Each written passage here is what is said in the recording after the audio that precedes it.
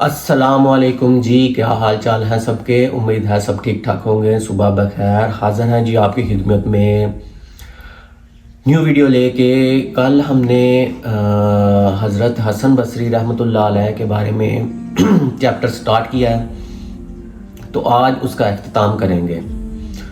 تو اللہ ہم پہ رحمت فرمائے، اور کوئی غلطی کوتاہی ہو جائے تو اللہ ہمیں معاف فرمائے۔ تو شروع کرتے ہیں جی، بسم اللہ الرحمن الرحیم۔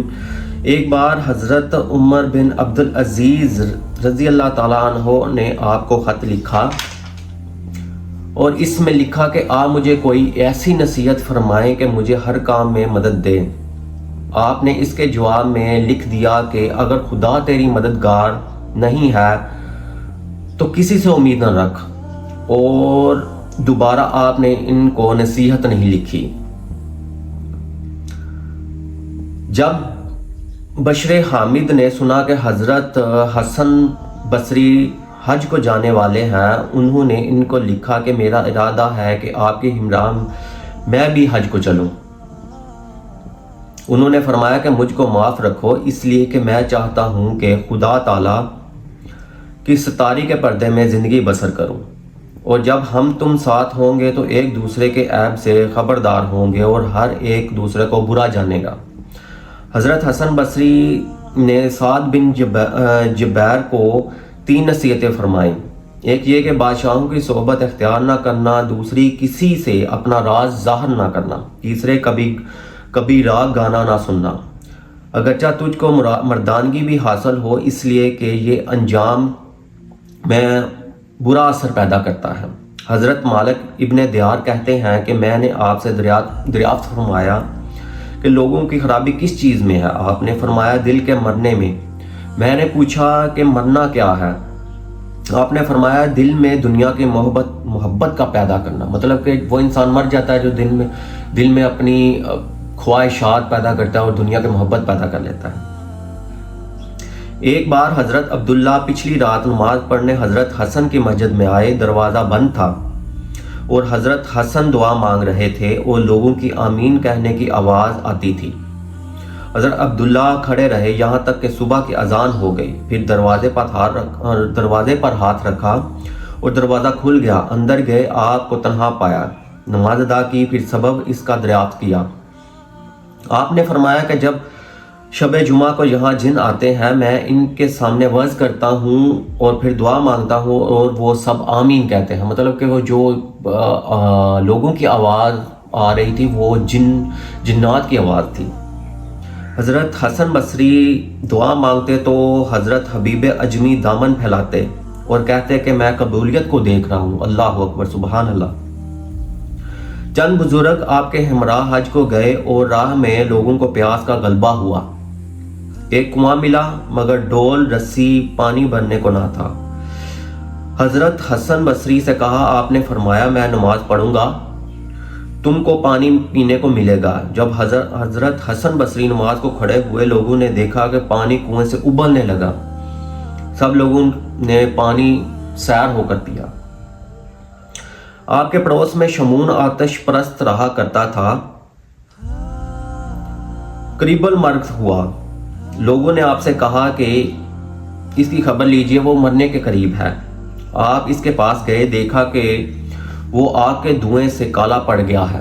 فرمایا مسلمان ہو جا اور آتش پرستی چھوڑ دے، شاید اللہ تجھ پر رحمت کرے۔ اس نے کہا 3 چیزیں مجھے اسلام سے رکاوٹ میں ہیں۔ ایک یہ کہ تمہارے نزدیک دنیا بری ہے مگر اس کی تلاش میں رہتے ہو۔ دوسرے، تم موت کو برحق جانتے ہو مگر اس کا سامان نہیں کرتے۔ تیسرے، تم کہتے ہو کہ دیدار الہی قابل دید ہے مگر دنیا میں اس کی مرضی کے خلاف کام کرتے ہو۔ حسن بصری رحمۃ اللہ علیہ نے فرمایا یہ نشانی حق شناس لوگوں کی ہے، نہ مانا کہ مومن ایسا ہی کرتے ہیں، مگر یہ بتاؤ کہ تو نے بت پرستی میں اوقات ضائع کر کے کیا پایا؟ تو نے 70 برس آگ کی پرستش کی ہے، اگر میں اور تم دونوں آگ میں گریں تو آگ دونوں کو برابر جلائے گی، تیری پرستش کا کچھ لحاظ نہ کرے گی۔ میرے خدا میں یہ قدرت ہے کہ اگر وہ چاہے تو آگ مجھے بالکل نہیں جلا سکتی۔ یہ کہہ کر آپ نے اللہ کا نام لے کر ہاتھ آگ میں ڈال دیا، آگ نے کچھ اثر نہ کیا اور آپ کا ہاتھ ذرا بھی نہ جلا۔ شمعون یہ حال دیکھ کر بے قرار ہو گیا اور نور اسلام نے اس کے دل کو منور کر دیا۔ اللہ اکبر، سبحان اللہ۔ کہنے لگا 70 برس میں نے آتش پرستی کی، اب چند قدم کے واسطے کیا کروں؟ آپ نے فرمایا مسلمان ہو جا۔ اس نے کہا کہ آپ اقرار نامہ لکھ دیں کہ اگر مسلمان ہو جاؤں تو اللہ میرے سب گناہ معاف کر کے بخش دے گا۔ آپ نے لکھ دیا۔ اس نے کہا اس پر بصرہ کے عادل کے لوگوں کی گواہی کرائیے۔ آپ نے گواہیاں بھی کرا دیں۔ شمعون دل سے مسلمان ہوا اور کہا کہ اے حسن بصری، جب میں مر جاؤں تو تم مجھے غسل دینا، قبر میں اتارنا اور یہ کاغذ میرے ہاتھ میں رکھ دینا تاکہ میں قیامت کے دن میرے اسلام کا ثبوت میرے پاس موجود ہو۔ پھر کلمہ پڑھا اور مر گیا۔ آپ نے اس کی وصیت کے مطابق اسے غسل دیا، نماز پڑھی، دفن کیا۔ اسی شب آپ کو شمعون کو خواب میں دیکھا کہ نہایت قیمتی لباس اور تاج پہنے ہوئے بہشت میں سیر کر رہا ہے۔ پوچھا کیا گزری، کیا معاملات ہوئے تمہارے ساتھ؟ اس نے کہا کہ اللہ نے مجھے اپنے فضل سے مجھے بخش دیا اور جو بخششیں اس نے مجھ پر کی ہیں میں بیان نہیں کر سکتا۔ اب آپ کے ذمہ کچھ بوجھ نہ رہا، لیجیے اپنا اقرار نامہ، اس لیے کہ اب مجھے اس کی ضرورت نہیں۔ شکر خدا بجا لائے اور کہا کہ اے اللہ، ظاہر ہے کہ تیرے کام بے سبب ہیں اور تمام کام تیرے فعل پر موقوف ہیں۔ جب آتش پرست کو تو نے 70 برس آگ پوجی، تو نے ایک کلمہ پڑھنے کے عوض میں بخش دیا، تو جس نے تیری عبادت 70 برس کی ہو کیوں کر بے نصیب رہے گا۔ اللہ اکبر۔ آپ کی مزاج میں عاجزی ایسی تھی کہ ہر شخص آپ کو اپنے سے اچھا جانتے تھے۔ ایک روز دجلے کے کنارے آپ نے حبشی کو ایک عورت کے ساتھ شراب پیتے دیکھا اور بوتل اس کے پاس رکھی تھی۔ آپ کو خیال ہوا کیا یہ مجھ سے بہتر ہے؟ پھر دل میں کہا یہ مجھ سے بہتر کیوں ہوگا؟ اس لیے کہ شراب پی رہا ہے۔ اتنے میں ایک کشتی آئی اور ڈوب گئی، 7 آدمی ڈوبے۔ حبشی دوڑا اور غوطہ لگا کر 6 آدمیوں کو نکال لایا اور آپ سے کہنے لگا کہ اگر آپ مجھ سے افضل ہیں تو بسم اللہ، جو ایک آدمی باقی رہ گیا ہے اس کو بھی نکال لائیے۔ میں نے 6 بندگان خدا کے بندوں کو ہلاکت سے بچایا ہے۔ حضرت جو عورت میرے پاس بیٹھی تھی وہ میری ماں تھی اور بوتل میں پانی تھا جو میں پی رہا تھا۔ حضرت حسن بصری رضی اللہ عنہ نے اس سے معذرت چاہی اور حبشی سے کہا جس طرح تو نے ان 6 آدمیوں کو دریا میں ڈوبنے سے بچایا ہے، خود بینی اور غرور سے چھڑا دے مجھے بھی۔ اس نے کہا اللہ آپ کی آنکھیں روشن کرے، یعنی خود بینی اور غرور کو دور کرے، اور ویسا ہی ظہور میں آیا کہ آپ نے اپنے کو کسی سے اچھا نہ جانا۔ لوگوں نے آپ سے کہا کہ فلاں شخص نے آپ کی غیبت کی ہے، آپ نے تازے خرمے اس کے تحفے میں بیچ کر کہلا بھیجا کہ میں نے سنا ہے کہ تو نے اپنی نیکی میرے نامہ اعمال میں لکھوا دی ہے۔ مطلب کہ وہ جو ہم لوگوں کی غیبت کرتے ہیں، پیٹ پیچھے ان کی برائیاں کرتے ہیں، ان پہ تانے کستے ہیں، تہمتیں لگاتے ہیں، وہ جو تانے کستا ہے، تہمتیں لگاتا ہے، اس کے نامہ مال سے ساری نیکیاں نکل جاتی ہیں، اور وہ جو نیکیاں ہوتی ہیں وہ جس کے بارے میں ہم غیبت کر رہے ہوتے ہیں اس کے نامہ مال میں لکھی جاتی ہیں۔ حسن بصری نے فرمایا کہ مجھے بعد آدمیوں کے کلام پر جب یاد کرتا ہوں تو تعجب ہوتا ہے۔ ایک مست، دوسرا لڑکا، تیسری عورت۔ لوگوں نے واقعہ پوچھا، آپ نے فرمایا ایک مست کیچڑ میں لڑکھڑاتا جا رہا تھا۔ میں نے کہا پاؤں جما کر چل، کہیں گر نہ پڑے۔ اس نے کہا آپ پاؤں جمائے رہنا، اگر میں گرا بھی تو خود گروں گا، اگر آپ گرے تو ساری قومیں راہ حق سے پھر جائیں گی۔ مطلب اس نے اتنی ڈیپ بات کر دی کہ میں تو گر گیا تو خود کھڑا ہو جاؤں گا، لیکن آپ اس جگہ پہ ہیں، اس مطلب کہ لمحے پہ ہیں، کہ اس ڈگر پہ ہیں کہ اگر آپ گر گئی تو پوری قومیں تباہ ہو جائیں گی۔ ایک موقع پر آپ نے اپنے یاروں سے کہا کہ تم رسول کریم صلی اللہ علیہ وسلم کے صحابہ کے مثل ہو۔ سب لوگ بہت خوش ہوئے۔ آپ نے فرمایا کہ میرے کہنے کا مطلب یہ نہ تھا کہ تم افعال کردار میں ان جیسے ہو، بلکہ مطلب یہ تھا کہ تمہاری شکل و صورت ان سے مشابہ ہے۔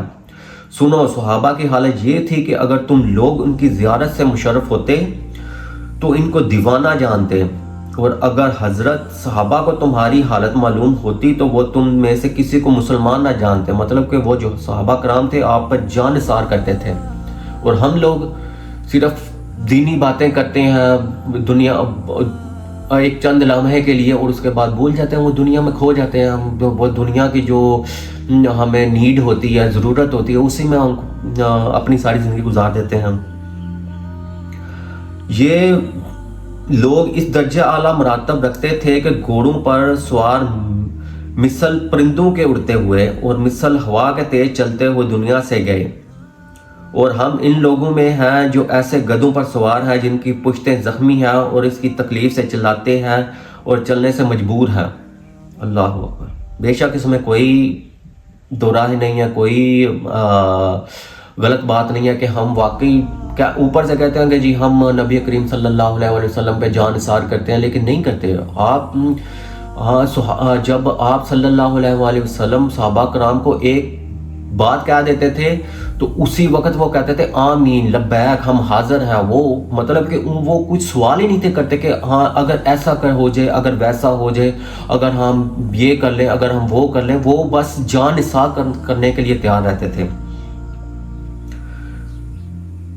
پھر ایک موقع پر آپ نے فرمایا سب سے بڑا صابر وہ ہے جو اپنے حصے پر راضی ہو اور آخرت کی نعمتوں کا طالب نہ ہو اور صبر خدا کے لیے ہو، یہی نشان اخلاص ہے۔ اور فرمایا مرد کو علم نافع اور عمل کامل اور اس کے ساتھ اخلاص اور قناعت اور صبر جمیل حاصل کرنا چاہیے۔ پھر آپ نے فرمایا جب آپ کی وفات کا وقت تھا تو حضرت حسن بصری رحمۃ اللہ علیہ وفات کے وقت ہنسے اور فرمایا کون سا گناہ۔ اس کے بعد وفات فرمائی۔ ایک بزرگ نے آپ کو خواب میں دیکھا، پوچھا نزا کے وقت میں نے آواز سنی کہ کوئی کہتا ہے کہ اے ملک الموت، کہ اس لیے کہ اس کا ایک گناہ باقی ہے۔ اس خوشی کی وجہ سے میں ہنسا اور پوچھا کون سا گناہ۔ جب آپ نے وفات فرمائی اسی شب کو ایک بزرگ نے خواب میں دیکھا کہ آپ آسمان کے دروازے کھلے ہوئے ہیں اور ندائیں آ رہی ہیں کہ حسن بصری خدا کے پاس پہنچ رہے ہیں، حسن بصری خدا کے پاس پہنچ رہے ہیں۔ سبحان اللہ سبحان اللہ سبحان اللہ۔ تو اللہ تعالیٰ ان پر رحمتیں برسائے اور ہمیں بھی اپنے جو نیک بندے ہیں، نیک اولیاء کرام ہیں، ان کی صحبت فرمائے، کیونکہ ہم بہت ہی گناہ گار ہیں۔ ہمیں اللہ تعالیٰ کی رحمت اور برکت اور شفقت کی ضرورت ہے۔ ہم دنیاوی کاموں میں بہت ہی پھنسے ہوئے ہیں، ایون کہ سم ٹائم میں سوچتا ہوں کہ اس دور میں بھی تو دنیاوی کام ہوتے تھے، کیا ان لوگوں کو مشکلیں نہیں تھی ہوتی جو ہم سوچتے ہیں کہ جی ہمیں یہ مشکل پڑ گئی ہم نماز نہ پڑھیں، ہمیں وہ مشکل پڑ گئی ہم نماز نہ پڑھیں۔ مشکلیں تب بھی ہوتی تھی، تب بھی اس وقت بھی تو اتنی، ابھی تو ہمیں بہت زیادہ فیسلٹیز ہیں، ہمیں بہت زیادہ آرام ملے ہوئے ہیں۔ کیا ہمیں اس طرح کے یہ جو میرے پیچھے بیڈ بنا ہوا ہے، اس طرح کے بستر ان کو نصیب تھے جو آپ کے صحابہ کرام تھے؟ ایون کہ سرکار دو عالم صلی اللہ علیہ وآلہ وسلم کے پاس کیا تھا؟ اس طرح کے بستر تھے۔ ہمیں ہر طرح کی آسائشیں مہیا کی ہیں اللہ تعالیٰ نے، لیکن ہم پھر بھی اللہ کی عبادت نہیں کرتے۔ اگر کرتے ہیں تو ایسے کرتے ہیں کہ جی مسجد میں جائیں تو خوش خضوع سے ہم سے عبادت نہیں ہوتی، وہ دماغ میں وہی خیال چل رہے ہوتے ہیں کہ اچھا جی نماز کے بعد اچھا ہم نے یہ کام کرنا ہے، اچھا ہم نے وہ کام کرنا ہے، ابھی میں جاؤں گا وہ فلاں چیز لے کر آنی ہے، فلاں کام کرنا ہے۔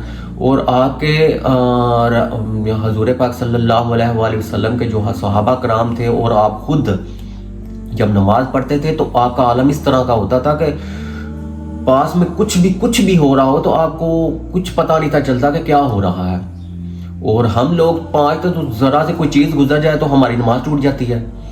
ہمارا دھیان ہی ساتھ والے بندے پر ہوتا ہے. ایون کہ سم ٹائم میرے سے بھی ایسا ہوتا ہے کہ میرا دھیان ساتھ والے بندے پہ ہوتا ہے کہ وہ کتنی تیزی سے نماز پڑھ رہا ہے. تو اللہ تعالیٰ ہم پر کرم کرے، اپنی رحمت فرمائے اور ہمیں نماز پڑھنے کی توفیق، باجماعت نماز پڑھنے کی توفیق عطا فرمائے اور خوش و خضوع سے نماز پڑھنے کی توفیق عطا فرمائے. اور ہماری چھوٹی بڑی جو غلطیاں کوتاہیاں ہو جاتی ہیں جانے انجانے میں، ان پہ ان کو ختم کرے اور ہمیں معاف فرمائے. تو آج حسن بصری جو ہے ان کا جو حالات زندگی تھی اس کے بارے میں جو ہم نے کمپلیٹ کر دیا چیپٹر. تو انشاءاللہ ہم کل میں نیو چیپٹر لے کر آؤں گا. تو میرے چینل کو لائک کریں، شیئر کریں، سبسکرائب کریں. خوش رہیں، شاد رہیں، آباد رہیں، اور غلطیاں کوتاہیاں میریاں جو پڑھنے میں ہوتی ہیں وہ معاف فرمائے. الا ان اولیاء اللہ لا خوف علیہم ولا هم یحزنون. بے شک اللہ کے جو نیک بندے ہوتے ہیں، اللہ کے جو دوست ہوتے ہیں، اللہ کے اولیاء کرام جو ہیں ان کو نہ خوف ہے اور نہ ہی وہ غمگین ہوتے ہیں. تو اللہ ہم پر اپنا رحم فرمائے اور ہمیں اپنے نیک بندوں میں شامل کرے. جس طرح کا وہ چاہتا ہے اس طرح کا بنائے، نہ کہ ہم اس طرح کا بنائے جس طرح ہم اپنے آپ کو بنانا چاہتے ہیں. تو اپنا خیال رکھیے، ملتے ہیں آپ کو جی انشاءاللہ اگلی ویڈیو میں. تو اللہ حافظ.